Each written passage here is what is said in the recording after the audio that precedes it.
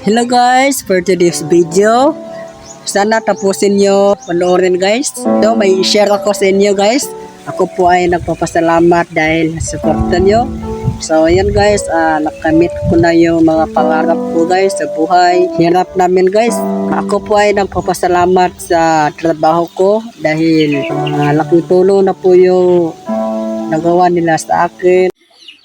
Tikoy! Lalo na sa agency namin, kahit madili-dili man yung sahod namin, nakatulong pa rin, no? So, ngayon guys, natupad ko na yung mga pangarap ko na naabot ko na ngayon guys. So, meron na ako bahay ngayon guys. So, ito po yung bahay ko guys. So habang tayo po ay naglalakad sa bahay ko, no? Alam ko naman na maraming magkagusto na magandang bahay. Trabaho lang tayo sa kumpanya kahit dili-dili yung sweldo niyo. Gusto niyo na makita guys? So ito.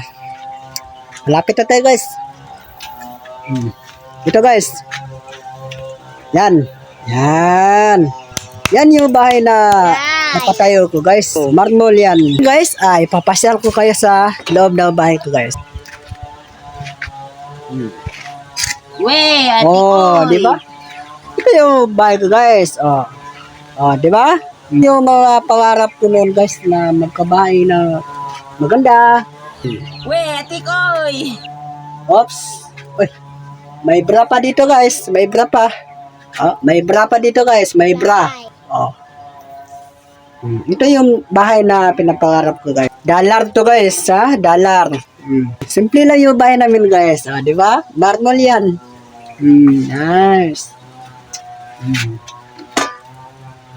150 yung bili namin dito guys. At saka yung mga baso namin is nasa 50,000 bawat isa. Ito guys. So 20 ml to guys yung price.